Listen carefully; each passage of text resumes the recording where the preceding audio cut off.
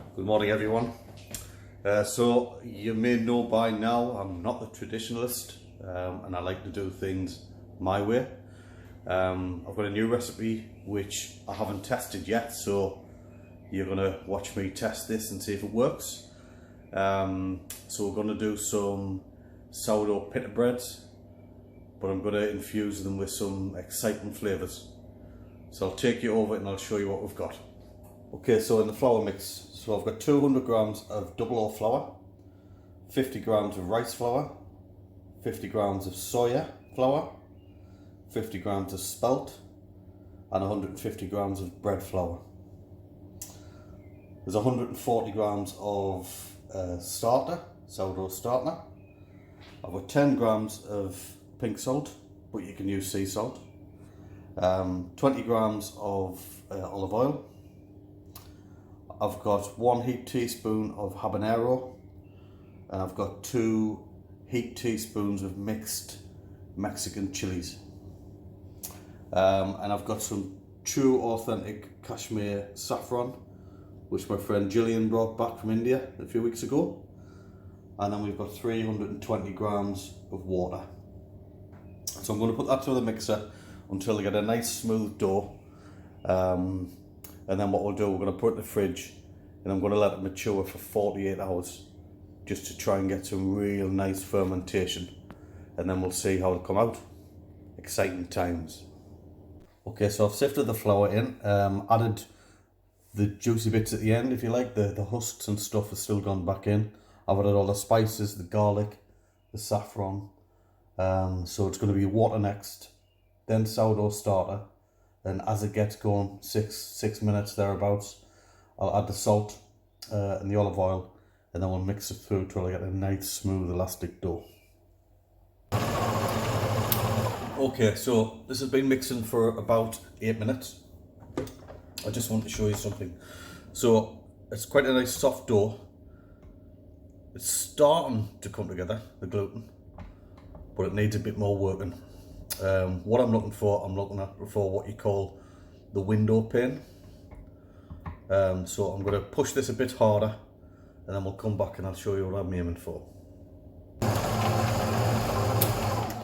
Okay, so I'll show you, this is the difference now.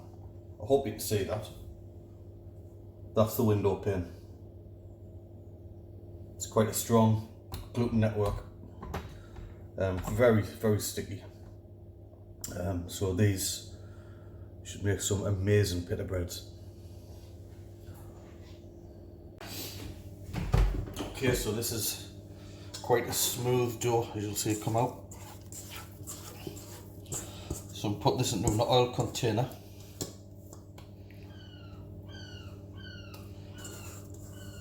It's like bubble gum.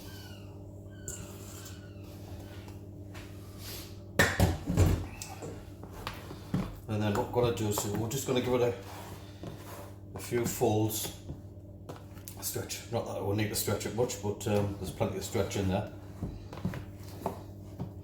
So I'm going to do this about 3 times over the next hour, and then we're going to pop it in the fridge for 48 hours.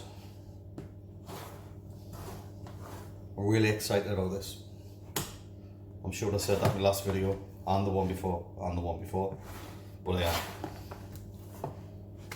look at that. It's almost like ice cream in a tub. Happy Easter. Everybody, so this is my pita bread mix after 48 hours. There's a little bit of life in there. There's some evidence of fermentation bubbles, as you can see. And if you can just smell it there, it almost smells like butterscotch, although there's no butter in there, so it must be something to do with the spices, but it does smell fabulous. So I'm going to boil these up now, and I'm going to leave them to rest for another half an hour, and then we'll cook them off and see how they turn out. See you soon. Okay, so I've boiled these up. Boiling process a little bit like boiling pizzas.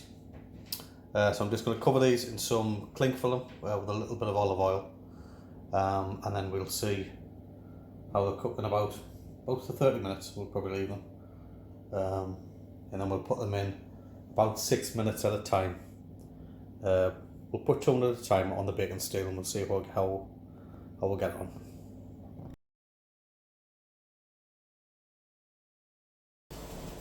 Okay, so these have had 30 minutes bench rest, so I'm going to roll them out now into this sort of the shape we're looking for. They're quite stretchy, so we'll see how it's run out. I'm just going to launch them on the pizza peel.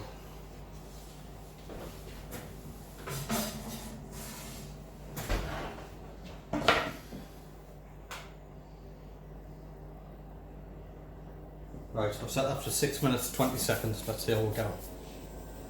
The next two is ready to launch. I'm just waiting a minute or so for the first one to come out. So, as you can see, my little pitta experiment has definitely paid off.